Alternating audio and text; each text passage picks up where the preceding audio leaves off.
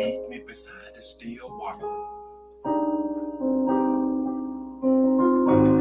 He restored my soul.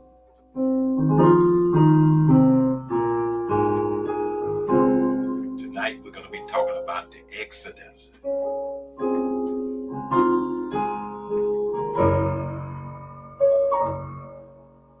Hello to everyone that's coming in, to my beautiful wife, to Ashley. God bless you, Ashley. We're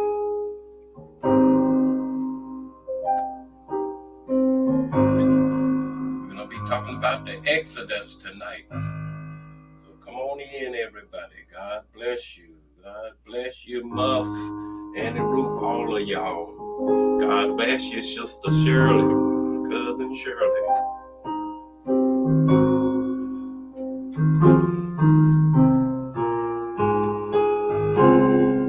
This is your Exodus.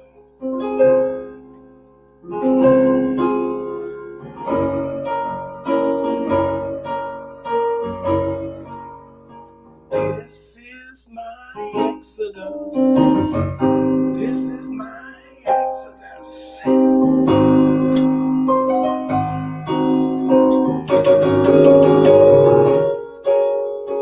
Thank you, Lord. Thank you, Lord. Thank you, Lord.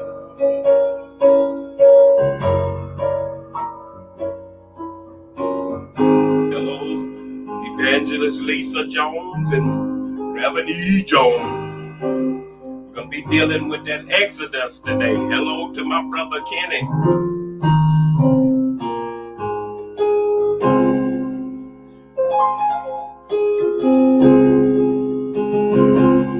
People are crying for deliverance all over the world.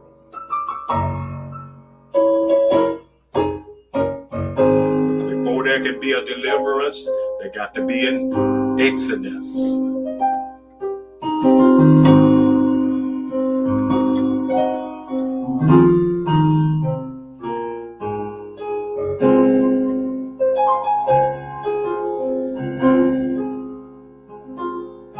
Hello, Bishop Anthony Granberry. God bless you, my brother. We're going to give a couple more minutes for people to tune in to our Bible class here at True Christian Fellowship.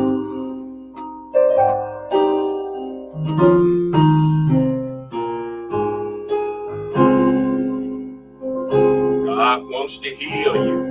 He wants to heal the hole in your soul.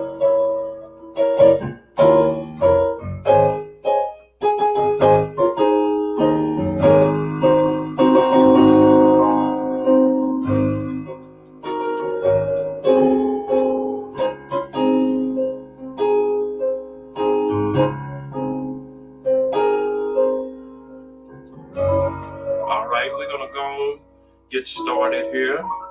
God bless you. Good evening to everyone, everywhere.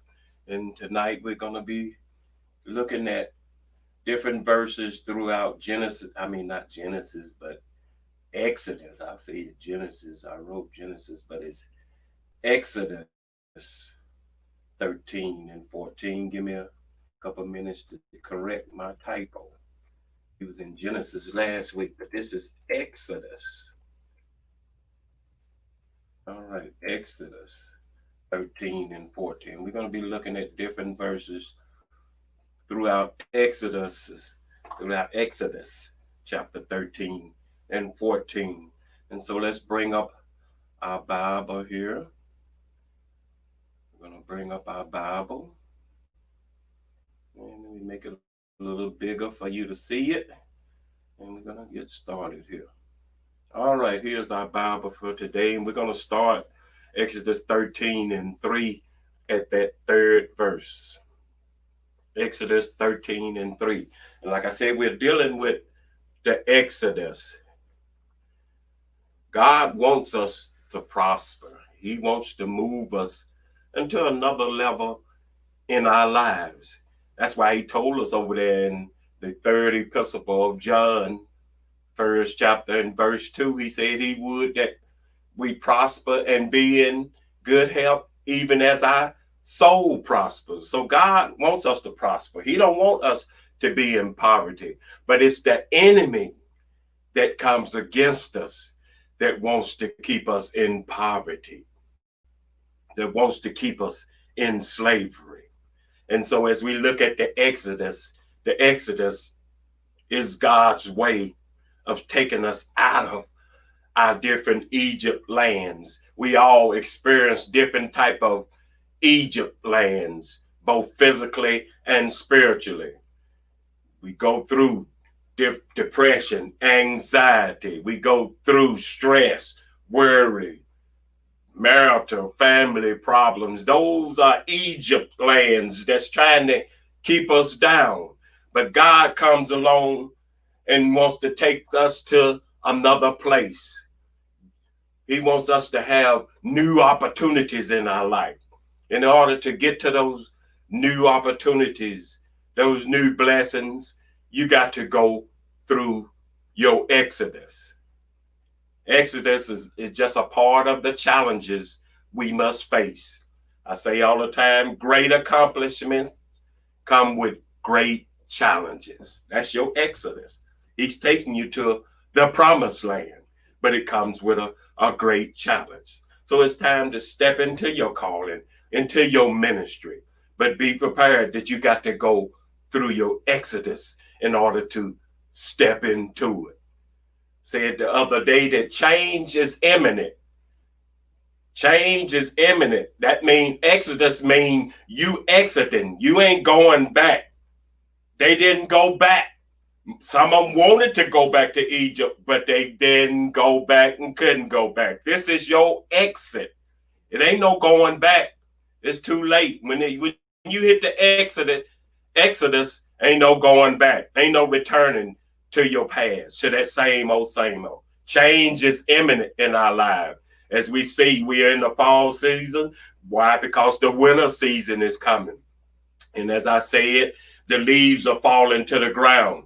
Some people are going to have to fall by the wayside because they don't want to change. They don't want to move into the next season. And if they can't change with you, you got to let them fall by the wayside. That's a part of life. There's some ideologies in our lives, in our mind, that has to die. Just like those leaves fall from that tree, they die. There's some ideologies we got that's got to die and get out the way so we can move on to the next season of our lives. Change is imminent. It's going to happen. All right, so let's look over here at Exodus chapter 13, starting at that 3rd verse. He said, "And Moses said unto the people, remember this day in which you came out from Egypt, out of the house of bondage. For by strength of hand, the Lord brought you out from this place. There shall no living bread be eaten. This day you came out in the month Abib." And I looked up Abib. Abib was like the springtime of the year where things begin to turn green. And so they're saying that's the time of the year that they came out of Egypt.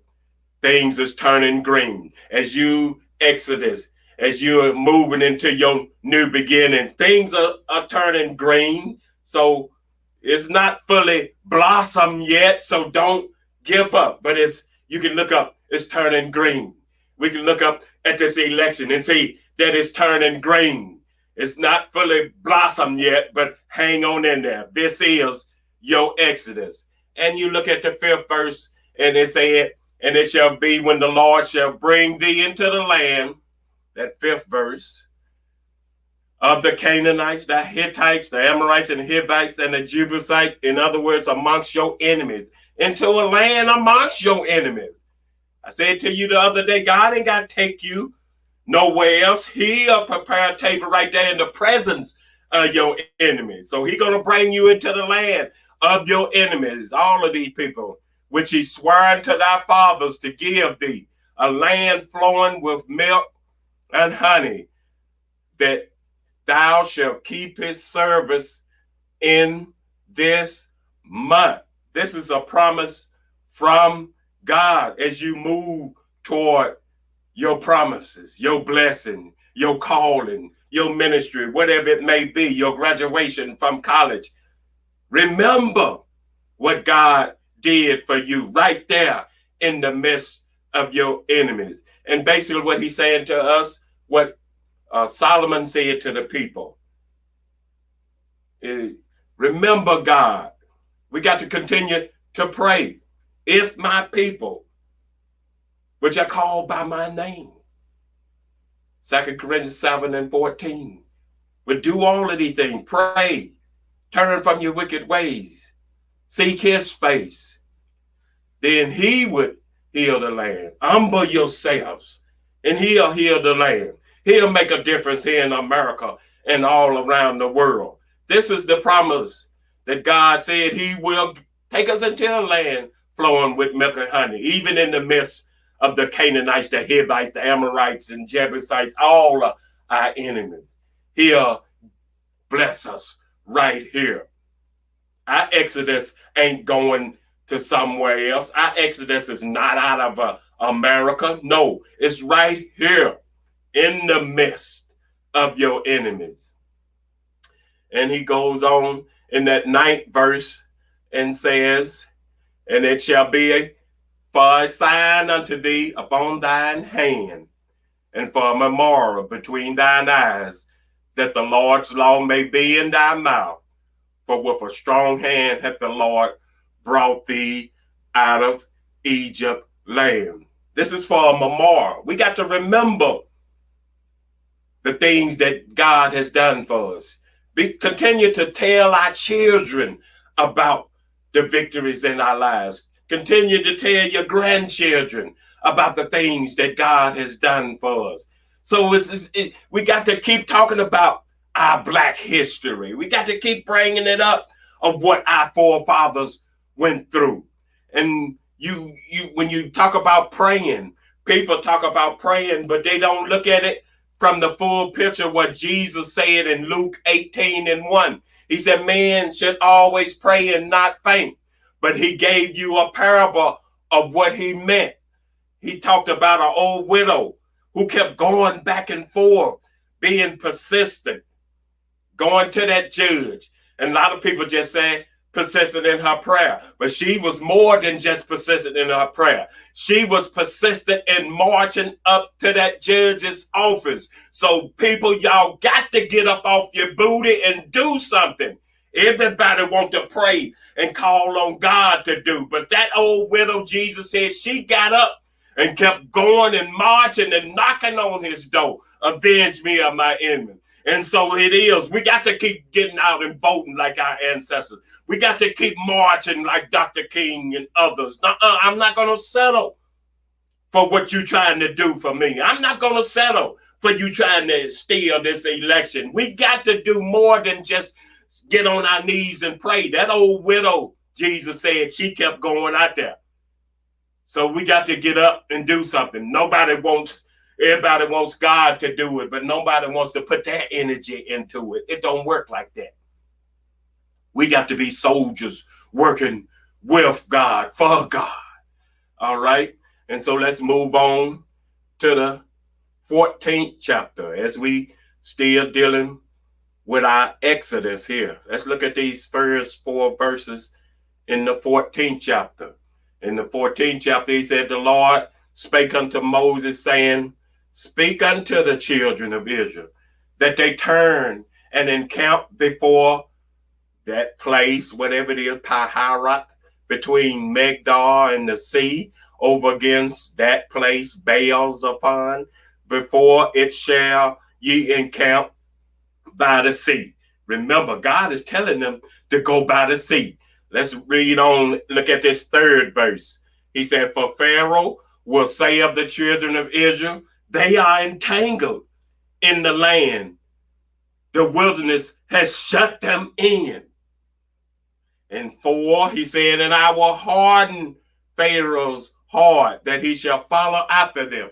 And I will be honored upon Pharaoh and upon all his hosts, that the Egyptians may know that I am the Lord. And they did so. They followed God's command and went up to the Red Sea. And I'm going to hold it right there and let you know. Don't always let your enemy know what your plans are. Keep them guessing. And here it is, we see God had them to go by the Red Sea. They thought they was entrapping the people when they looked up and saw them by the Red Sea. They thought they had them. You see, that's what you got. You can't tell your enemy all your plans. It looked like he got you entrapped. And that was purposely done by God, making his enemy think, them devils thinking they got you. They guessing, and that's why they running all over the place right now, trying to win this election. They guessing, but they don't know God's plan. You just keep following God's commandments. You just keep following his commandments. And they went to the sea, and it looked like they was entrapped, as he said here. Entangled, that means trapped. But God said, I'm going to be honored over Pharaoh in that 4th verse. And so that's why I said today, keep the devil guessing. Keep the devils guessing. Don't let them know your plans. Because everybody ain't happy about God taking you to the promised land. Everybody ain't happy about God blessing you. Everybody ain't happy about God ordaining you and promoting you. God had told the prophet Samuel to ordain David, but he had to do it secretly, and God showed him how to do it secretly. Why? Because King Saul wanted to kill anybody that was moving up, didn't want to get rid of his kingdom, but God had already chose another king. Same as it here in America, God has chose another president, but that old sitting king Saul didn't want to give it up. But how many people know that the devil can't stop God's plan? So you don't let him know your plans. Just let him keep guessing what's going on. He think he got you entangled. He think he can get the votes from you. Don't worry about that. You just keep following God's commandment, and God will work it out. And we look at that 5th verse. It says, and it was told the king of Egypt that the people fled. And the heart of Pharaoh and his servants were turned against the people. And they said, why have we done this, that we have let Israel go from serving us? Look at that. What is this saying here? There are people who want to keep you enslaved. They want to keep you in the past. They want to keep you in drugs. They want to keep you in alcohol abuse. They want to keep you in ghetto. They want to keep you in poverty. They want to keep you in depression and anxiety, suicide. That's what these devils want to keep you in. That's why they so crazy trying to stop this thing, because they're trying to keep you enslaved to their ideology. They don't want things to move and you be blessed and move into another level. So don't let the devils know. Keep them guessing. So they thought they got the people. They thought they had them right there. And let's move on to the 6th verse. And he said he made ready his chariot. Talking about Pharaoh made ready his chariot and took his people with him. They all running across the country now, trying to find what's going on. He finds certain people and putting certain people in charge. He got his chariots. He ready. In 7, he took 600 chosen chariots and all the chariots of Egypt and captains over every one of them. We see that going on right now. He's sending his chariots out. He think he got you. But that's all right. Don't worry about it. He just guessing. 8, and the Lord hardened the heart of Pharaoh, king of Egypt. We see he don't want to let it go. He don't want to concede. He want to keep you enslaved to him. But the Bible went on saying he pursued after the children of Israel, and the children of Israel went out with a high hand. He's going to come after you, but you're going out with a high hand. Look at that verse 19, verse 9. It said, but the Egyptians pursued after them all the horses and the chariots of Pharaoh and his horsemen and his army, and overtook them encamping by the sea, beside those two places where God had told them earlier to go to. So now he think he got you because he got you entangled between you and the Red Sea. Remember, God told you to go there. Do you think God would purposely tell you to do something to cause you to fall, to lose a war? Do you think God would purposely tell you to get in position just to be defeated? No, we got to remember who God is. He's a just God. So let's look on at this 10th verse. He said, when Pharaoh drew near, the children of Israel lifted up their eyes, and behold, the Egyptians marched after them, and they were so afraid. And the children of Israel cried unto the Lord. And here we go. After God had told you to go here. He the one told you to go here. And then 11, and they said unto Moses, because there were no graves in Egypt, hast thou taken us away to die in the wilderness? Wherefore hast thou dealt thus with us, to carry us forth out of Egypt? Verse 12, is not this the word that we did tell thee in Egypt, saying, let us alone, that we may serve the Egyptians? For it had been better for us to serve the Egyptians than we should die in the wilderness. Do you hear what these people are saying? Some folks would rather be slaves than to struggle through the wilderness for their freedom, for their blessing. They'd rather be a slave than to come out of the ghetto and work and try to make something of their lives. It's sad that we got people today rather be enslaved under Pharaoh and his foolishness than to be free and move on and fend for yourself, have your own. That's sad. But these people that Moses was trying to lead to the promised land were grumbling, wanting to go back into slavery. That's a bad place to be. And let's look at verses 13 and 14. He said, Moses said unto the people, fear ye not, stand still and see the salvation of the Lord, which he will show to you this day. For the Egyptians whom you have seen today, you will see them again no more forever. See, here God is trying to take them to another level. Hold your peace, stand still, fear not. For God has not given us a spirit of fear, but of power and love and of a sound mind. Sound mind means think rational. Power, the power of God is on our side. Great is he that is within you than he that is within the world. Not of fear, but of love. Love for one another. We treat our enemies better than they treat us. We ain't out trying to destroy them. They think you trying to take over and gonna destroy them and not let them have nothing. But the Bible said that he prepares a table before us, before our enemy, and anointed our heads with oil and our cups running over. That means we're gonna feed them. Unlike they don't want to feed us, but we don't operate like that. We're gonna feed them. Number one, feed them with our love.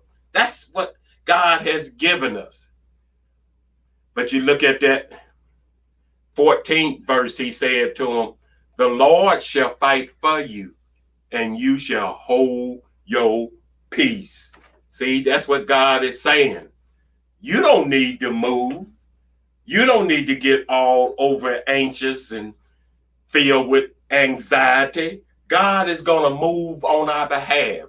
A lot of you are looking at this election right now and they're all nervous because of what's going on, how they trying to steal it and everything. But God is saying, don't move. I'm going to move on your behalf. You just stand still. I'm going to fight for you. Hold your peace.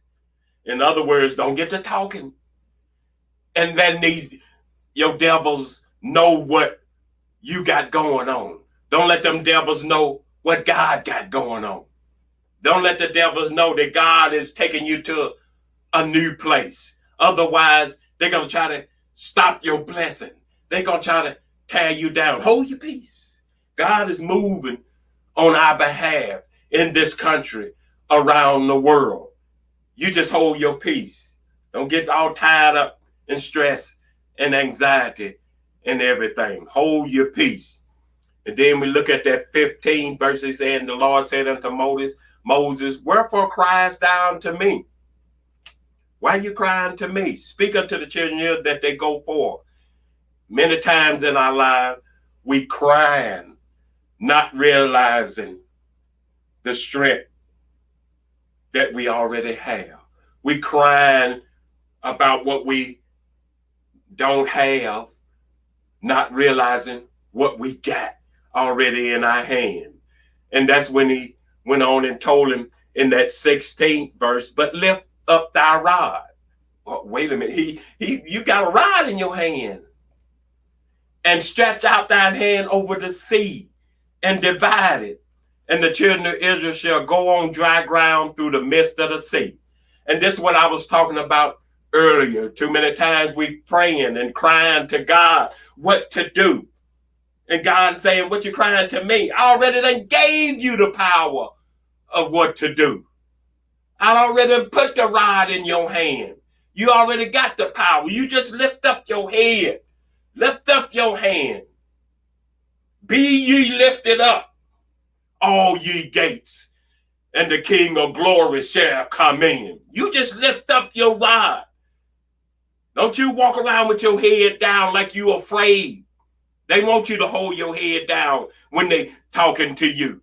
They want you to be laughing like a monkey when they talking to you, but you hold your head up because you are somebody. Because we are children of the King. So lift up your rod. We are somebody. Power in that rod. There's power in your hand that God has already placed there. But you're too so busy crying that you don't realize what God has already blessed you with the power to do. And he told him, lift up your hand. Y'all gonna go over on dry land. Now let's jump down here to the 19th and the 20th verse. And he said, and the angel of God, which went before the camp of Israel, removed. The angel of God that went before the camp of Israel, removed and went behind them. And the pillar of the cloud went from before their face and stood behind them. As I told you earlier, God is moving on your behalf. The angel went before the camp of Israel. It moved. It was before them. It moved and went behind them, between them and their enemy. You see how God moving on your behalf while you worrying about what your enemy doing? And then he said the pillar of the cloud went before their face and stood behind them.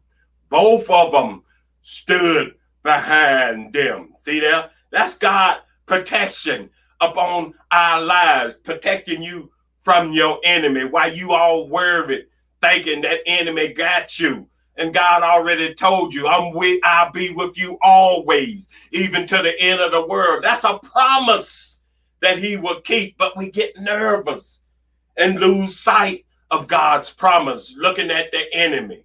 And then you look at that 20th verse, and it said, and it came to pass, it came between the camp of the Egyptians and the camp of Israel. And it was a cloud of darkness to them, talking about the Egyptians, but it gave light by night to these, talking about the children of Israel, so that the one came not near the other all the night. Here it is again. God separating, coming between you and your enemy. They can't see nothing. They don't know what you got going on. That's why they so fearful, because they don't know your power. They don't know what you're doing. All they see is darkness. So the Egyptians were afraid. All they saw was darkness. They don't know what was going on. They figure they got them because they know the Red Sea is on the other side. So the devil don't know what God has going on in your life. But God clearly, he said he was a light to the children of Israel. In other words, God told you to go to this place. He told you. You seen the angel going before you back and forth. You saw the angel, the pillar of cloud for you to follow by day. You saw that pillar of fire by night. These are things that God has shown us in our lives, but too many times we become afraid. But what I'm trying to say to you, all of this is part of your exodus. The things that you have to go through, that we have to go through as we move to our promises, to a new place in our lives. It's all part of your exodus. The enemy think got you trapped at the Red Sea. But how many know the story that God parted that Red Sea? The enemy may have think he got you trapped in poverty. But you keep believing, knowing that God is going to break the chains of poverty. It's all part of the exodus. Even Jesus had to go through an exodus. Calvary was his exodus. He had to go through it. But he parted. He broke the chains of death, not only for himself, but for us. Everybody got to go through an exodus. We saw in our last Bible class that Sarah and Abraham had to go through an exodus, through some drama, some baby mama drama. But that was all part of their exodus, because God had only declared one child for them as the son of promise. That's part of your exodus. Even with Job, even though he lost everything, lost all of his children, sores all over his body, but that was all part of his exodus, where God would give him double for his trouble. As you're going through the exodus, yes, it seems horrible, bad, but we know that all things work for the good of them that love God and are called according to his promise. Daniel and the 3 Hebrew boys had an exodus, being captive in a foreign land, but they held on to their love, to their service to God. They wouldn't obey the king. They held on to God. Paul and Silas found themselves in an exodus, in prison, chained up in prison. But how many know the story that when the exodus came, God sent an earthquake and broke the chains? And the prison keeper woke up and looked around. Everybody's chain was off, even of the other guards, huh? God ain't just coming in just to save us. He's saving others too. And the prison keeper fell down on his knee, wanted to kill himself. And Paul had to tell him, do yourself no harm. Salvation came to his house because of Paul and Silas, because of their exodus. So our exodus is going to bring salvation to others. So don't lose hope in the midst of your exodus. Keep hope alive. It gets tough. You go through some strange things, just like Joseph, cast in prison, didn't do nobody wrong. Brothers tried to kill him, but that was all part of his exodus to where God was promoting him. So hang on in there as you go through your exodus. It's all part of moving to the next level. Thank you all for tuning in to our Bible class tonight. It is time for us to open up the prayer line. I went a little bit over, But that's our prayer line right there. I want to thank you all for tuning in to our Bible class tonight. And as I always say, keep God first. So we about to leave and go on to our prayer line as you see there. Thank you all. Y'all have a blessed night. Have a blessed night. And remember, keep God first. This is all part of your exodus. Stand on God's promise. He gonna keep his promise. He gonna part that Red Sea. He gonna get you out of that Egypt that you're enslaved in. You just stay with God. Don't go back to the past. All right. Be blessed. Keep God first. All right.